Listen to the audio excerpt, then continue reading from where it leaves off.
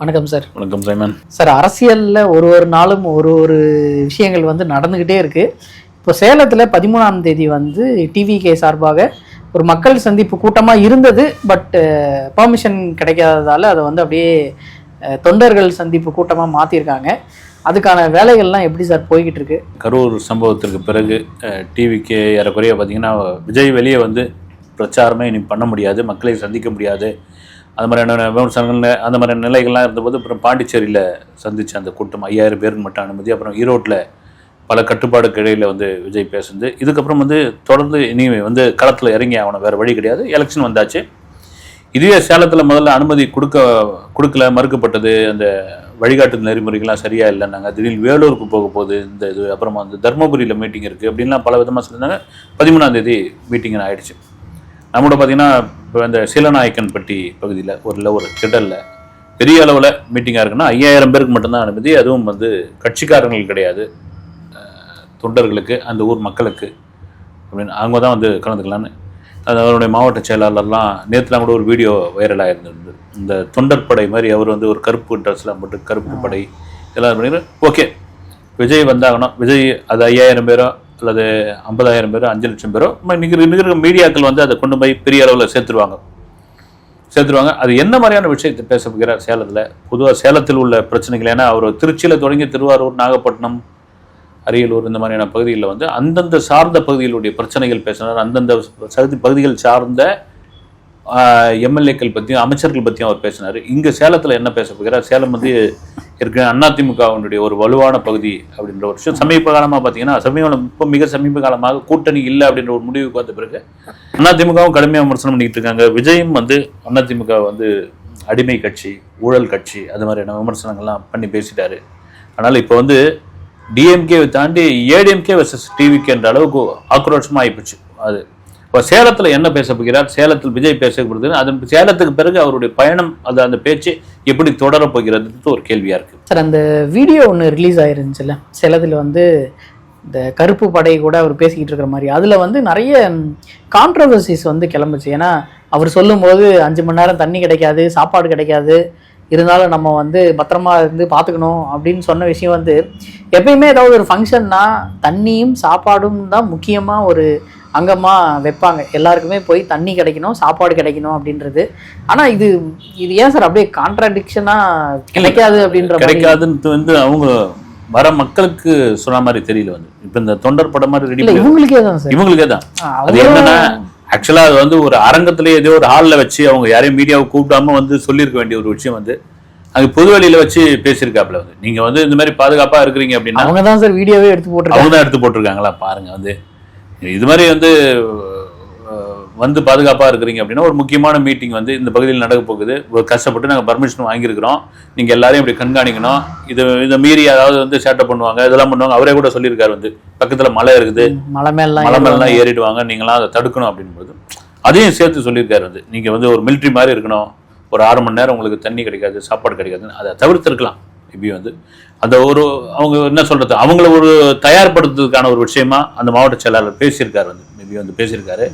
அதை தாண்டி வந்து நீங்கள் அன்றைக்கி இந்த ஈரோட்டில் எந்த மாதிரியான ஒரு அனுமதிக்கு இதெல்லாம் கொடுத்தாங்க, வந்து இந்த இடங்களில் தண்ணி இருக்கணும், உணவு இப்படி கிடைக்கணும், இந்தந்த பகுதிக்கு வந்து இவ்வளோ பேர் தான் உள்ளே இருக்கணும், அதுக்கான வாகனம் வரத்துக்கான வழி, வாகனம் வெளியே போகிறதுக்கான வழி, இதெல்லாம் நிறைய கட்டுப்பாடுகள்லாம் இருக்குது. வந்து இவ்வளோ கட்டுப்பாடுகளை மீறி விஜய் வந்து பேச போகிறது என்ன அப்படின்ற அந்த கண்டென்ட்டுக்கு காத்துக்கிட்டு இருக்காங்க. வந்து ஆனால் இது நீங்கள் சொன்ன மாதிரி இதை தவிர்த்துருக்கலாம். வந்து மாவட்ட செயலாளர் வந்து இதை சொல்கிறத தவிர்த்துருக்கலாம். அது பேசுகிற போக்கில் பேசிட்டுறாரு. வந்து அது ஒரு பெரிய வைரலாக மாறிடுச்சு. மாவட்ட செயலாளர் வந்து பேசுகிறாரு, இந்த தொகுதிக்கு நான் தான் வேட்பாளர் அப்படின்ற மாதிரியே கன்ஃபார்ம் பண்ணி பேசிக்கிட்டு இருக்காங்க. இது இந்த விருப்ப மனு வாங்குறதுலேயே நிறைய குளறுபடிகள் சொல்லி கசகசகசன்னு வந்துட்டாங்க நிறைய பேர். அதுலேயும் ஒரு பிரச்சனையாச்சு. இப்படி இருக்கும்போது அவங்க மாவட்ட செயலாளர்கள் தான் ஒரு தொகுதி வந்து நமக்கு தான் ஒரு சீட்டு அப்படின்னு முடிவு பண்ணியே இறங்குறாங்களா சார்? இல்லை, அது எப்படி அவங்க முடிவு பண்ண முடியும்? அது வாய்ப்பு இல்லை. வந்து பொதுவாக எல்லா கட்சியிலும் வந்து மாவட்ட செயலாளர்கள் சொல்லுவாங்க, அது ஒரு கட்சியினுடைய இப்போ ஏடிஎம்கே டிஎம்கே மாதிரியான கட்சிக்கு மாவட்ட செயலாளர் அமைச்சர்களுக்கு ஈக்குவலான ஒரு பதவி, அது ஒரு பொறுப்புன்னு கூட சொல்லுவாங்க. அதே வேளையில் இப்போ தேவைக்காவில் வந்து நாங்கள் வந்து அதுக்கு முன்னாடி புஷி ஆனந்த் கொடுத்த இன்டர்வியூ ஆகட்டும், ஆதவ அர்ஜுனா வந்து நாங்கள் இந்த பாகுபாடெலாம் பார்க்கலாம். நான் வந்து ரொம்ப அந்த என்ன சொல்கிறது வந்து இப்போ நாங்கள் பணத்தை வச்சுலாம் வந்து சீட்டு கொடுக்கல, இந்த கட்சிக்கு யார் கரெக்டாக ஒர்க் பண்ணுவாங்க, அவங்களுக்கு மக்களுக்கு முன்னாடி என்ன செல்வாக்கு இருக்குது அதை பார்த்து தான் அங்கே கொடுக்குறோம் அப்படின்னு. நீங்கள் இந்த பனையூரில் வந்து இந்த விருப்ப மனு வாங்க வந்தவர்கள் வந்து கிட்டத்தட்ட ஒரு 5000 பேர் வந்துட்டாங்க அப்படின்னு அதே கூட விமர்சனமாச்சு. வந்து அக்கம் பக்கம் இருக்கிறவங்களாம் வந்து ஒரே சண்டை போட்டாங்க, நாங்களாம் இங்கே குடியிருக்கிறதா இல்லையா, நீங்கள் பேரிகார்ட் போட்டு தடுக்கிறீங்கன்ற மாதிரி விஷயம். அடுத்த நாளே வந்து விஜய் ஒரு அறிக்கையும் கொடுத்துட்டாரு. வந்து நீங்கள் போயிட்டு டவுன்லோட் பண்ணி அந்த அப்ளிகேஷன் அதை டவுன்லோட் பண்ணி அனுப்புனதே வந்து அத்தனை லட்சம் வந்துருச்சு அவன். சரிங்களா, அதுக்கு ஒரு விமர்சனம் ஓடிக்கிட்டு இருக்குன்னா தெரியுங்களா. அந்த அந்த விருப்ப மனுவுக்கான காஸ்ட் வந்து 100 ரூபாய் தானா. அது பார்த்தீங்கன்னா 1,00,000 பேர் இது பண்ணிட்டாங்க. 1,00,000 × 100 கணக்கு பண்ணுங்க, 1 கோடி ரூபாய் அடிச்சிட்டீங்க நீங்க அப்படின்னு. 1 கோடி ரூபாய் அடிச்சிட்டீங்களா நீங்க வந்து. இப்போ நீ மாத்து கட்சியில் பேரை சொல்ல, மற்ற கட்சிகளில் வந்து குறைந்தபட்சம் 25,000 ரூபாய் அப்படின்னு ஒரு அல்ல, அதிகபட்சமாக வந்து 25,000 ஏதோ ஒரு விதத்தில் வந்து அதை போட்டுக்கிட்டு இருக்காங்க. 5,000 10,000 வந்து கொடுத்துக்கிட்டு இருக்காங்க. இந்த 100 ரூபான்னு கொடுத்தது என்ன பண்றாங்க, சீட்டு கம்பெனி மாதிரி ஏமாத்த பாக்குறாங்க அப்படின்னு. அதாவது நீங்க எது செஞ்சாலும் அதுல வந்து ஒரு விமர்சனம் பண்றதுக்கு குறை கண்டுபிடிக்கிறதுக்கு ஒரு ரெடி ஆயிட்டோம் அப்படின் போது இந்த விமர்சனத்தெல்லாம் தாண்டி அரசியல் பண்ணி தான் ஆகணும். அது சார் இந்த விருப்ப மனு கொடுக்கும்போது ஏதோ 10,000 ரூபாய் டெபாசிட் பண்ணணும் அப்படின்லாம் சொன்னாங்க, அதெல்லாம் உண்மையா சார்? இல்ல அதெல்லாம் கிடையாதுன்ட்டாங்க. வெறும் 100 ரூபாய் தான். அதுக்கு 100 ரூபாய் தான். காசு வாங்காம கொடுத்துக்கலாமே சார், விருப்ப மனு தானே, 7 பேஜ் தான். காசு வாங்க அவங்க கொடுத்தா யாருமே இல்ல இங்க போட்டி போடுறதுக்கு, ஆளே வந்து விருப்பம் இல்லாம விருப்பமே இல்ல போலுக்குது. அதனால வந்து 100 ரூபாய்க்கு அத்தனை பேருக்கு உயிராங்க. 10,000 ரூபாய் வச்சிருந்தீங்கன்னு வச்சுங்க, பாருங்க 10,000 ரூபாய் 5,000 10,000 × லட்சம் இப்படின்னு கணக்கு பண்ணுவாங்க. அது அதுதான் நான் சொல்லிட்டேன். இது நீங்களே பாருங்க, வந்து சும்மா தானே கொடுத்துருக்க வேண்டியதுன்னு சும்மா கொடுத்துருந்தா இதே இதுல என்ன கேட்டிருப்பீங்கன்னா, சார் யாருமே விருப்பம் பண்ணலையா வந்து சும்மா கொடுத்தா எல்லாருமே அப்ளை பண்ணிருப்பாங்கல்ல அப்படின்னு சொல்றாங்க. இவங்க வந்து இப்போ விருப்ப மனு வாங்கினதே 1,00,000 பேர் அந்த மாதிரி ஆயிடுச்சு. 234 தொகுதிக்கு இத்தனை விருப்ப மனுங்கள் வாங்கி அதை எப்படி சார் இவங்க ஷார்ட் லிஸ்ட் பண்ணி எப்படி சார் இதெல்லாம் சாத்தியமா ஒரு மாசத்துக்குள்ள? பண்ணிடலாம், அது ஒன்றும் பிரச்சனை இல்லைங்க. நீங்க வந்து ஒன்றும் கேட்டால் வந்து தமிழ்நாட்டில் தகவல் தொழில்நுட்பத்தை மிகச் சரியாக பயன்படுத்துகிற கட்சி வந்து அந்த கட்சி தான் நினைக்கிறேன். அதனால தான் நிறைய பேர் வந்து நீங்க ரைட்டுப்பா டெக்னாலஜியை வச்சு நீங்க அரசியல் பண்ணிட்டீங்க, களத்தில் வாங்கப்பான்னு சொல்லும் போது அதை ஷார்ட் அவுட் பண்ணிடலாம். வந்து நீங்க விருப்பம் மனு நிறைய பேர் யாரு தெரியுங்களா, எங்க தொகுதியில் வந்து நிற்கணும் விஜய் பேர்ல வந்து மனு இது பண்ணியிருக்காங்க. என்ன சார் கதை? அது நடக்கிறது தான். நீங்க கலைஞரோ அல்லது முதல்வர் ஸ்டாலினோ அல்லது வந்து ஜெயலலிதா அவர்களுடைய பேர்களில் வந்து வந்து எங்க தொகுதியில் நிற்கணும், ஒரு தலைவர் வந்து எங்க தொகுதியில் நிற்கணும்னு அந்த கட்சியை சேர்ந்தவர், அந்த தொகுதியை சேர்ந்த அந்த தொகுதியில் முக்கியமானவர்கள்லாம் வந்து விருப்ப மனு கொடுத்துருக்காங்க. அதெல்லாம் எனக்கு அதுக்காக நிற்க முடியுன்றது கிடையாது. இது ஒன்று தான். ஒரு சாரர் வந்து டிவிகேவை தொடர்ந்து விமர்சனம் பண்ணிக்கிட்டே இருக்காங்க. அது அவங்க வந்து யூடியூப்ல போடுறாங்க, சேனல்ல போனா அடிக்கிறாங்க, அந்த மாதிரி சுற்றி விமர்சனமா பண்ணிட்டு இருக்காங்க. இன்னொரு சாரரும் அதே வேலையை தான் பண்றாங்க, டிவிக்கு எதிர்த்து தான் நிறைய பேர் பேசுறாங்க. ஆனா குறிப்பிட்ட ஒரு கட்சியை மட்டும் தாக்குவதற்காக இப்போ ரீசெண்டா தேனியில நடந்த விஷயம்லாம், குறிப்பிட்ட ஒரு கட்சியை மட்டும் அவங்க சொன்னா நாங்க கோச்சிக்கிறோம், இல்லை அவங்க சொன்னா சொல்லக்கூடாது, இந்த ஊருக்கு வரக்கூடாது அப்படின்னு சொல்லி இறங்குறவங்க டிஎம்கேல இதை விட பயங்கரமா தாக்கி பேசிக்கிட்டு இருக்காங்க. ஆனா அந்த சைடு போக மாட்டேங்கிறாங்களே, ஏன் சார்? அந்த நாம் தமிழர் தான் சொல்றீங்க. நீங்க வந்து தேனியில் நடந்த ஒரு சம்பவத்தை தான் நீங்க வச்சுக்கிட்டு ஒட்டுமொத்தமா இது பண்ணிருக்கீங்க. நீங்க எத்தனையோ ஏன் ஒரு விக்கிரவாண்டி மாநாடு நடந்து கொந்தளிச்சு போய் சீமான் பேசினாரு வந்து பெரம்பூர்ல. அதை விட வேற என்ன வேணும்? இப்ப எதுவுமே அப்ப விஜய் அறிக்கை கொடுத்தது என்னன்னா, எதுவும் ரியாக்ட் பண்ணாதீங்க, எதுவும் நீங்க கோபத்தை வெளிப்படுத்தாதீங்கன்னு. ஒரு பகுதியில் நடந்த ஒரு சம்பவம் வந்து அந்த பகுதியில் வந்து அது தவிர்த்திருக்கணும். ஆக்சுவலாக வந்து அது நடந்துருச்சு. ஆனால் தமிழகம் முழுக்க அப்படி எதுவும் கிடையாது. விஜயோடைய ஒரு அன்அஃபிஷியலான ஒரு தகவலை என்ன நமக்கு கிடைச்சது என்னன்னா, நீங்கள் யார் உங்களை காயப்படுத்தி பேசினாலோ, யார் நம்மளை வந்து எதிர்த்து பேசினாலோ, இப்போ கூட எலெக்ஷன் நெருங்க இன்னும் உக்கிரமாக ஆவாங்க. ஆனால் நீங்கள் வந்து எதுவும் ரியாக்ட் பண்ணிட்டாதீங்க, அது நமக்கு பெரிய பின்னடைவாக மாறிடும். நீங்கள் சும்மா இருங்க. நம்முடைய நோக்கம் வந்து வெற்றி, நம்முடைய நோக்கம் வந்து எலெக்ஷன். அந்த எலெக்ஷனில் நம்ம எப்படி ஜெயிக்கணும் அதெல்லாம் நீங்கள் பார்த்துன்னு போகணும். ஒருவேளை இந்த சம்பவத்தை கூட அவங்க கூப்பிட்டு கண்டிச்சு கூட இருக்கலாம், வந்து மேபி கண்டிச்சிருக்கலாம். சார் ஜனநாயகன் படம் வந்து எப்போ ரிலீஸ் ஆகும் அப்படின்றத தாண்டி எப்போ ரிவைசிங் கமிட்டியிலேருந்து திரும்பி வரும் அப்படின்ற மாதிரி இப்போ ஆயிடுச்சு. அவங்க கேஸ் வந்து தொடாததால் அவங்களே கேஸை வந்து வாபஸ் வாங்கிட்டு இப்போ ரிவைசிங் கமிட்டி அனுப்பிச்சிட்டாங்க. இது 20 நாள் டைம் இருக்குது அப்படின்றாங்க. இந்த 20 நாளில் 19வது நாள் பார்த்துட்டு இதெல்லாம் கரெக்ஷன் பண்ணுங்கன்னு சொல்லி இன்னொரு 20 நாள் அப்படின்னு சொல்லி ஸ்கிப் பண்ணிகிட்டே போனாங்கன்னா ரொம்ப டைம் ஆகிடும். அப்போது எலெக்ஷன் அப்புறம் தான் படமா சார்? அப்போ இல்லை அதுக்கு வாய்ப்பு ரொம்ப கம்மி. நம்ம விசாரித்த வகையில் பார்த்தீங்கன்னா இவங்களே இந்த கேவிஎன் நிறுவனம் தான் இறங்கி வந்துட்டாங்க. நம்ம ஏற்கனவே கூட பேசிட்டு இருந்தோம், வந்து ஒரு சமரச முயற்சிக்கு போயிடுவோம், ஏன் வேணாம் இது ஏன் போயிட்டு நம்ம பிடிச்சிட்டு இதுவாக இருப்பானே, நீ பெரியவனா நான் பெரியவனான்னு. ஒரு 500 கோடி ரூபா முதலீடு இருக்குது, அந்த படத்து மேலே பெரிய எதிர்பார்ப்பு இருக்குது, தியேட்டருக்காரங்க டிஸ்ட்ரிபியூட்டரும் வெயிட் பண்ணிட்டு இருக்காங்க. கொடுத்த அட்வான்ஸ்லாம் இடையில திரும்ப வாங்கி கேட்டாங்கன்ற மாதிரியான தகவல்லாம் வந்து அத்தனையும் பொய் வந்து. நீங்கள் எப்போ கொண்டு வரீங்களோ நாங்கள் இருக்கோம். ஏன்னா ஒரு தேட்டர் உரிமையாளர்கிட்ட பேசும்போது கடந்த நவம்பர்லேருந்து இப்போ வரைக்கும் பிப்ரவரி வரைக்கும் எங்களுக்கு பெரிய வசூலே கிடையாதுங்க. பேசுகிறாங்கன்னு இந்த படம் ஓடிச்சு அந்த படம் ஓடிச்சுன்னு, ஆனால் பெரிய கொண்டாட்டமான படமாக எதுவும் அமையலை அப்படின்னாங்க வந்து. அதனால் இந்த படத்துக்கு வெயிட் பண்ணிட்டு இருக்காங்க. சரி நம்ம இறங்கி போயிடுவோம் அப்படின்னு சமரசத்துக்கு போயாச்சு. அதனால தான் அந்த கேஸையும் வாபஸ் வாங்கிட்டாங்க. இப்போ ரிவர்சிங் கமிட்டிக்கு போயிருக்கு. 20 நாளுக்குள்ளே அவங்க பார்க்கலான்ற மாதிரியான ஒரு விஷயம் இருக்குது. அவ்வளோ நாள் கடத்த மாட்டாங்கன்னு தெரியுது. ஏன்னா நான் விசாரிச்ச வகையில் 20ஆம் தேதியே படம் ரிலீஸ் ஆகிறதுக்கான வாய்ப்பும் இருக்குது. ஒருவேளை தள்ளி போனால் அதுக்கு அடுத்த வாரம் கண்டிப்பாக வந்துடும். ஏன்னா எனக்கு தெரிஞ்சு இந்த மாதம் இறுதி அல்லது மார்ச் முதல் வாரத்தில் தேர்தல் தேதி அறிவிச்சிருவாங்க வந்து. அப்படின் போது அதுக்கு முன்னாடியே படத்தை எப்படியாவது கொண்டு வந்துடணும், இல்லை சர்டிஃபிகேட்டாவது வாங்கிடணும் அப்படின்னு ஒரு முடிவோடு இருக்காங்க.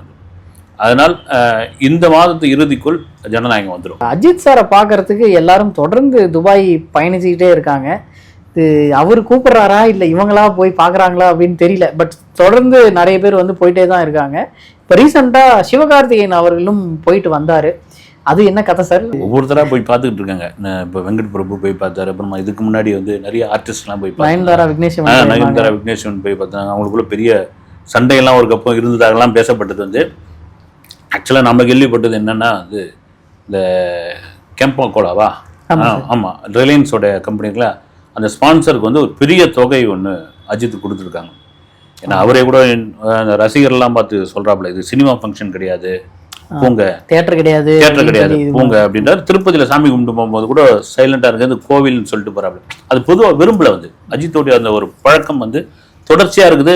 அதனால தான் ஒரு மன்றம் வேணா ரசிகர் வேணான்னு சொன்னது வந்து. என்னையா எங்கே போனோம், துபாய் போனாலும் இப்படி ஒரு சத்தம் வருது, நம்ம போய் யூரோப்பில் எந்த நாட்டில் போனாலும் இப்படி ஒரு குரல் வருதுன்ட்டு அவர் கொஞ்சம் எரிச்சலாகவும் இருக்குது வந்து. இந்த ரசிகர்களை கொஞ்சம் மாற்றணுன்ற ஒரு இதுக்கும் வருது. அதே வேளையில் அவருடைய நோக்கம் வந்து என்னன்னா இந்த ரேஸ், அதுதான் சொல்லியிருக்காரு. இந்த ரேஸ் வந்து என்னுடைய பெரிய கனவு, அந்த கனவுக்கு வந்து அவ்வளோ கோடி செலவாகுது அப்படின்போது விளம்பரம் கொடுத்தாங்க இல்லைங்களா. இப்போ விளம்பரத்தை பார்த்துக்கிறாங்களா, அவங்க ஒரு ஃபீட்பேக் கொடுக்கணும் இல்லைங்களா. இப்போ கம்பெனியில் இருந்ததுன்னா வந்து அப்படி இருக்கும் பொழுது இவருக்கு வந்து பொதுவாக வந்து எவ்வளோ பேர் அந்த மேட்ச்சு அந்த போட்டியை பார்க்க வராங்க, எவ்வளோ பேர் வந்து வெளியே நிற்கிறாங்க, எவ்வளோ செலிபிரிட்டிகள் வந்து அஜித்தை மீட் பண்ண வராங்க அப்படின்னு ஒரு பக்கம். இன்னொரு விஷயம் என்ன ஓடிட்டு இருக்குன்னா, பொதுவாக கார் ரேஸ் துபாயில் நடந்த பெரிய ஆர்வம்லாம் ஒன்றும் இருக்காது. அந்த கேலரிலேயே அங்கே ஒருத்தர் இங்கே ஒருத்தர் பொதுவாக நடக்கும்போது அஜித் வந்த பிறகு நிறைய தமிழர்கள்லாம் வந்து இங்கே துபாயில் இல்லாமல் ஷார்ஜா, அபுதாபி, அஜ்மன் இந்த மாதிரியான பகுதியிலாம் தான் வருவாங்க. சவுதியில இருந்தாலும் வந்து அந்த இது பார்த்துட்டு போகிறாங்க. இன்னும் ஆர்டிஸ்ட்கள் செலிபிரிட்டிங்களை கூட்டம் வந்தால் இன்னும் கூட்டம் அதிகமாகும். அதுக்காக தான் இந்த ஏற்பாடு. நல்ல விஷயம் தானே இது அப்படின்னு இந்த இது போய் ரீச் ஆகிடுது. இவ்வளோ பேர் வந்திருக்காங்க. இப்போ நீங்கள் உங்களுக்கு ஒரு ஸ்பான்சர் கொடுக்குறாரு ஒருத்தர் அப்படின்பொழுது அந்த ஸ்பான்சர் கொடுத்ததுக்கான வேல்யூ இருக்கான்னு அவங்க செக் பண்ணுவாங்க இல்லைங்களா. அந்த மாதிரியான ஒரு விஷயம் தான் அப்படின்னு இந்த அஜித்தும் கிளம்பி வந்துட்டாருன்னு நினைக்கிறேன். வந்துட்டார். இதுதான் இங்கே. மற்றபடி பார்த்தீங்கன்னா இதுக்குள்ளே அஜித்துக்கு ஆதரவு தெரிவிக்கிறார்கள் எல்லாம் தாண்டி ரைட்டு, ஓகே, நீங்கள் வந்தீங்கன்னா இன்னும் ஒரு இதுவாகும், ஸ்பான்சர் அதிகமாக கிடைக்கும். ஏன்னா ஒவ்வொரு மேட்சுக்கும் அவ்வளோ கோடி செலவு பண்ண வேண்டியதாக இருக்குது. ஏற்கனவே சினிமாவில் சம்பாதித்த பாதியை அதிக செலவு பண்ணிகிட்டு இருக்கார் அஜித் அப்படின்னா அது ஒரு பெரிய ஃபேஷன் ஆகிப்போச்சு அவருக்கு. ஏன்னா நீங்கள் பாருங்கள், அடுத்து இந்த பக்கம் இவர் கடைசி படம்னு அரசியலுக்குள்ளே போயிட்டாரு, அப்புறம் ரேஸ்குள்ளே போயிட்டாரு. அடுத்து அஜித் எப்போ படம் பண்ணுவாருன்ட்டு கேட்டு ரசிகர்கள் ஒரு பக்கம் இதுவாகிட்டாங்க. சரி, ஆதிக் ரவிச்சந்திரன் பண்ணுறாரு, வேற யார் பண்ணுறாங்களா, ரைட்டு, அது ஒரு பக்கம் ஆயிடுச்சு. அஜித்துக்கு வந்து சினிமா அப்படின்ற ஒரு விஷயம் இருந்ததுன்னா இன்னத்துக்கு பறந்து வந்திருப்பார் வந்து. அதை தாண்டி இந்த கார் ரேஸ் அப்படின் போது அவருடைய ஏதோ ஒரு பெரிய கனவு, அந்த கனவுல வந்து அவர் முழுமையாக தன்னை ஈடுபடுத்திக்கிட்டாரு அப்படின்னு தான் தெரிய வருது. இந்த போனவங்கலாம் எதுக்காக தான் போனவங்க. விஜய் அவர்கள் சொன்ன மாதிரி அரசியலுக்கு போயிட்டாரு, அஜித் சார் வந்து ரேஸில் இருக்காரு. இப்போ அடுத்து வந்து தமிழ் இண்டஸ்ட்ரியே ரொம்ப டல்லாக இருக்கிற மாதிரி ஒரு ஃபீல் சார். படங்கள் ரிலீஸ் ஆகுது, என்ன ரிலீஸ் ஆகுது, என்ன போகுது அப்படின்றதே தெரியாமல் ஓடிக்கிட்டு இருக்கு. அடுத்தடுத்து தொடர்ந்து பெரிய பெரிய படங்கள்னு லிஸ்ட் எடுத்து பார்த்தோம்னா எதுவுமே இல்லை. இன்னொரு 3 மாதத்துக்கு ட்ரையாக இருக்கிற மாதிரி தான் இருக்குது. இது எப்போ சார் இது இன்னும் கொஞ்சம் ஸ்பீடப் ஆகும்? நம்ம கூட சேனல் வச்சுருக்கோம் அப்படின் பொழுது என்ன விஜய், அஜித், ரஜினி, கமல், விஜய், அஜித், ரஜினி, கமல். நீங்கள் சில சேனல் தமிழ்லைனே பாருங்களேன் வந்து அதுதான் வைக்கிறாங்க, வேறு ஒன்றும் கிடையாது வந்து. நீங்கள் இதை தாண்டி பேசும்போது ஒன்றும் பார்க்குற பார்வையாளரே வரணும். தேட்டர் சினிமாவில் அப்படி தான் வந்து உண்மையில் தேட்டரில் நவம்பர் மாதத்துலேருந்து இப்போ வரைக்கும் பார்த்தீங்கன்னா ஒரு பெரிய சூழ்நிலை தான். ஏன்னா சிங்கிள் ஸ்க்ரீன்னாங்க இல்லைங்களா, அந்த இதுக்கெலாம் கரண்ட் பில் கட்ட முடியாத அளவுக்குலாம் வந்து. ஆனால் வாரத்துக்கு பார்த்தீங்கன்னா படம் வந்துக்கிட்டே தான் இருக்குது, 5-6 படம் வந்துக்கிட்டு தான் இருக்குது, என்னென்னோ பேரில் வருது. அத்தனையும் ஓடுதான்னு பார்த்தா இங்கே சிட்டியில் காமிச்சிடறாங்க, மல்டிப்ளெக்ஸில் காமிச்சிடறாங்க. ஆனால் வந்து அவுட் ஆஃப் சிட்டியில் ஒன்றும் பெரிய எதுவும் இல்லை. அதனால் இண்டஸ்ட்ரி என்ன ஆக போகுதுன்னு தெரியல. வந்து ஒரு பக்கம் நல்ல கதைகள் அப்படின்னு இப்போ திடீர்னு பார்த்தா சரத்குமார் வந்து ஏதோ ஒரு ஃபங்க்ஷன் வந்து 50 நாள் கழிச்சு தான் நீங்கள் ஓடிடி கொடுக்கணும் அப்படின்றாரு. வந்து 50 நாளைக்கு முன்னாடி நீங்கள் கொடுக்குறதுனால தான் அவங்க ஓடிடிக்கு பார்த்துக்கலாம், அப்புறம் தேட்டரை விட்டு எடுத்துடுறாங்க அப்படின்னு. எங்கள் ஓடிடியில் பார்க்கறதுக்கே இன்றைக்கி வந்து அதையே கண்டென்ட் பார்க்குறாங்க. வந்து நீங்கள் எங்கள் தேட்டர் நல்ல ரிசல்ட் வந்தால் தான் ஓடிடிலே அவங்க பார்க்கறதுக்கு விருப்பப்படுறான். வந்து இப்போ துரேந்தர்னு ஒரு படத்தை பார்த்தீங்கன்னா சக்க போட்டுக்கிட்டு இருக்குங்க. வந்து ஓடிடியில் வந்து போடணும். அது எவ்வளோ ரிப்பீட் ஆடியன்ஸ் வந்து இந்தியா முழுக்க வந்து அதையும் அப்படி பார்க்குறான். வந்து ஆனால் நீங்கள் திரும்ப சொல்கிற மாதிரி தான், ஒரு பக்கம் அரசியலுக்குள்ள ஒரு நடிகர் போயிட்டார், இன்னொரு பக்கம் ரேஸில் போயிட்டாரு. ரஜினி கமல் இப்போ தான் வந்து நடிச்சுக்கிட்டு இருக்காங்க 2 பேரும். வந்து அவங்க ஒரு பக்கம் வந்து ஜெயிலர் 2 கமல் இதெல்லாம் பண்ணிட்டு இருக்காங்க. அது மீறி இருக்கிற ஹீரோக்களுடைய படங்களுக்கு பெரிய ஒரு எதிர்பார்ப்பு இல்லை அப்படின்போது மக்கள் வந்து அதை இண்டஸ்ட்ரியில் என்னன்றாங்க, வரட்டமா அவங்க படத்து மேலே ஒன்றும் பெரிய எதிர்பார்ப்பு இல்லை. இதான் உண்மை. வந்து அந்தந்த ஹீரோக்கள் பில்டப் பண்ண பண்ணிக்கலாம். அது நான் யார் தெரியுமா, என் பின்னாடி எவ்வளோ பேர் இருக்காங்க தெரியுமான்னு, அதெல்லாம் சும்மா போய்ங்க.